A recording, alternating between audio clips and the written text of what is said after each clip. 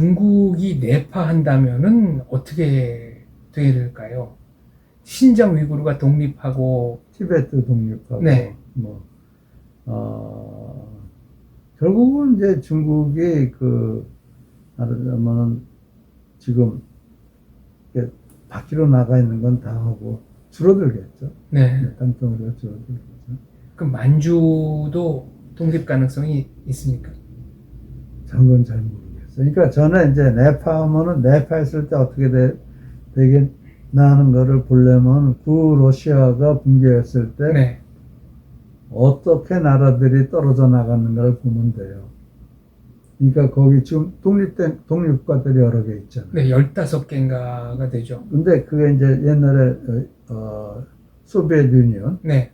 네, 그러니까 소비에트 유니온이 붕괴되면서 이제 뭐 원래 이제 속국했었던 벌틱 삼국 그거 했고 폴란드 뭐 이런 이제 그거는 위성국가라고 네. 해서 위성국가들은 다 이제 떨어져 나갔고 그 다음에 이제 우즈베키스탄이라든가 네, 카자흐스탄, 투르크메니스탄 등. 뭐 그런 네. 그런 거 다 독립했잖아요. 예, 그리고 그러다 그건 다 종교적인 갈등이 있던가 아제르바이잔, 아제르바이잔, 아르메니아, 벨로루시아, 그걸로 다 독립했잖아요. 조지아 다 독립했습니다. 다 독립했잖아요. 그러니까 중국이 그러면은 중국의 영토의 성격을 보고 구소련이 붕괴했을 때 어떻게 리퍼블릭들이 떨어져 나갔는가. 그 가운데 예를 들자면 조지아 같은 데는 소련하고 전쟁 많이 했죠. 네. 그 조지아에 처음에 조지아에 처음 수상된 사람이 구소련의 외무장관. 예, 셰바르나제 외무부 장관. 네, 외무장관이었죠. 네. 그래서 굉장히 오랫동안 존재했죠. 네. 그렇다고 막 맘대로 밀어붙일 수가 없잖아요. 국제적인 시각 때문에. 조지 프리드만 같은 학자는 미래 정치학자는 1차 충격에 의해서 신장 위구르 이제 그 동투르크메니스탄이 네, 떨어져 나가고 티벳이 떨어져 나가고 네. 그다음에 2차 충격에 의해서 베이징 차이나와 샹하이 차이나가 분리가 되는데 그때 남북 통일이 돼 있으면은 만주도 독립국으로 가거나 아니면은 이제 한반도 쪽에 문화적으로 흡수될 가능성이 있다고 예측을 했거든요. 그런데 박사님은 거기서 한 걸음 더 나가서 예를 들어 다른 소수민족이 살고 있는 운남성, 그러니까 베트남과 네. 중국 국경지대에 있는 운남성 같은 경우도 독립국가로 위험하죠. 떨어져 나갈 수 있다고 보신 거군요. 그러니까 옛날 구소련이 붕괴해가지고 소련이 흩어졌잖아요. 다 흩어져 버렸잖아요. 그래서 각자 자기 칼날 다 찾았잖아요. 네. 그러니까 종교적인 이유라든지 또는 인종적인 이유에 의해서 떨어져 나갈 수가 있다. 그러니까 종교적인 명분과 인종적인 명분이 제일 클 거예요. 그렇게 네. 보면은 중국이 소수민족이 많은데 예를 들어 만주가 떨어져 나간다면 누가 포컬 포인트를 가지고 있는지 모르겠어요. 국제정치학자인 이춘근 박사님도 그렇고 저도 그렇고 공통된 경험을 가지고 있는데요. 중국인 제자들이 있었거든요. 근데 물어보면 저는 상하이 사람입니다. 저는 흥룡강성 사람입니다. 이렇게 대답을 하지 저는 중국 사람입니다. 라는 대답은 잘 안 했습니다. 그러니까 그거는 어떤 정체성이 지역 단위로 형성되어 있는 걸로 봐야 될까요? 네. 그럴 수도 있겠죠. 그러니까 중국이 워낙 나라가 크고 지금 그러니까 베이징을 중심으로 한 중국과 샹하이를 중심으로 한 중국이 다를 수 있다는 뭐 난 그런 거 깊이 생각을 해본 적이 없으니까 내가 알 수가 없지만 지금 예를 들어 월남 같은 데 가보더라도 북쪽하고 남쪽하고 굉장히 컬러가 다르거든요. 정서도 다르고 인종도 다르고 생활 방식도 다르고 많이 달라요. 네. 많이 달라요. 그렇지만 이제 거기는 지금 중국 공산당이 뭐 정치를 빼는 모든 거는 거의 자유를 다 주고 있어요. 네, 베트남 공산당이. 네. 그러니까 나는 이제 하노이도 가보고 또 호지민시티도 가보고 그랬는데 호지민시티가 훨씬 라이브리해요. 네. 정말 재밌어요. 네. 네. 뭐 호지민시티 거기 하노이도 안 그런 건 아니지만 거기는 그래도 좀 더 캄하고 네. 좀 달라요 거기가. 예를 들어서 의과대학을 가더라도 남쪽 호지민시티에 있는 의대병원 같은 데는 굉장히 미국적이거든요. 근데 저쪽은 뭐 한의학하고 또 서양의학이 합쳐져 있고 그래요. 그래서 그리고 거기는 좀 유럽의 영향을 많이 받고 남쪽은 미국의 영향을 네. 많이 받고 뭐 그런 게 있고 그렇지만 내가 생각할 땐 월남 공산당이 정치를 잘하는 것 같아요. 자유를 줄 만큼 주면서 정치 자유만 안 주는 거예요. 그러니까 너 먹고 살고 뭐 하는 건 간섭을 별로 안 하는 것 같아요. 그 통제를 당하면서도 국민들이 큰 불만이 없는 경우라고 그렇죠. 자유스럽게, 보시는 거군요. 네, 자유롭게 상당히 거기는 이렇게 가봤을 때 자유로워요. 근데 호치민이나 이런 데 가보면은 밤거리가 네. 어느 자본주의 국가 못지 않습니다. 네, 똑같아요. 네. 네. 그래서 아마 거의 민족성이 그런지도 모르죠. 그런데 중국은 굉장히 복잡할 것 같아요. 중국은 복잡할 것 같아요. 그래서 네. 중국이 몇 조각이 날지 모르겠지만 조각이 날 텐데 오히려 중국으로 봐서는 그게 훨씬 낫지도 못해요. 춘추 전국 시대처럼 그러니까 정말 여러 개로 갈라질 수도 있다고 보시는 거군요. 그럴 수도 있죠. 근데 그럴 만한 맹주들이 나타나겠냐는 거는 별개 문제죠. 또 내가 들은 얘기는 중국은 성 하나 자체가 국가라고 그렇습니다. 네, 그러니까 성주들이 그게 옛날에 군벌 아니에요. 네. 그런 형태가 되면은 나라가 몇 개로 쪼개질지 모르지만 아무튼 그거를 억누르고 있는 거란 말이에요.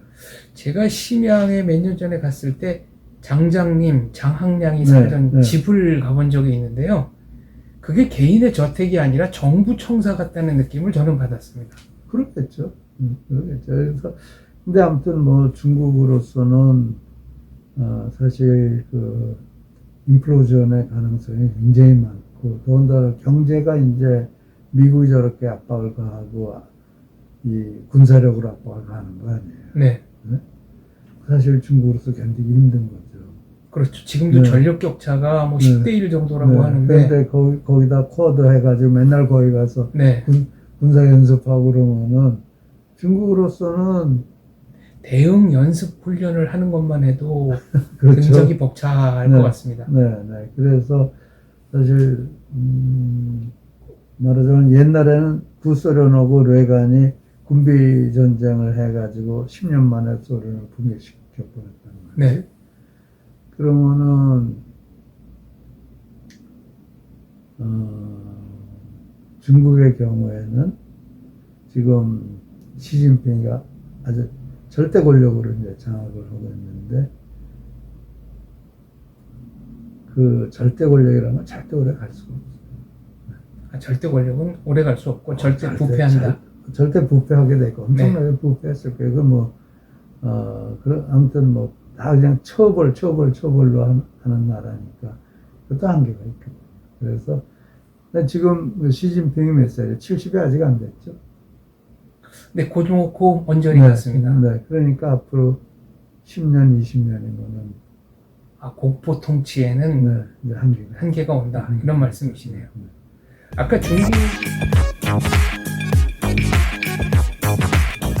아까 중국이 쪼개지면 쪼개질수록 그게 중국 국민들한테는 좋은 일이다 라고 하셨는데 그건 어떤 맥락에서 제가 이해를 하면 되겠습니까?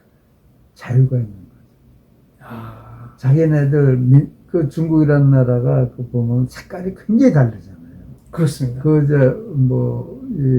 중국 이렇게 걸어서 세계로 뭐 그런 드라마들을 보면 이제 중국의 이런 문화 저런 문화 그런 거 보여주잖아요. 참 달라요. 네. 그런 자기네들의 색채가 막 드러나기 시작을 하고 자유가 나오면은 잘 살게 되겠죠. 경쟁도 하고. 그 로컬 아이덴티티가 분출하는 게 그렇죠. 경쟁. 자유의 총량을 늘리는 것이다. 그렇죠. 네. 그러면 요동반도는 옛날처럼 제나라가 되고 홍콩과 그 인근 광동성은 어떤 경제적인 자유를 가치로 하는 어떤 공화국이 되고 뭐 그러겠죠. 네. 샹하이 그렇게 되면 중국으로서 훨씬 잘 사는 나라가 됩니다. 중국 전체는 훨씬 잘 사는 나라가 될 것이다. 그럴 수밖에 없죠.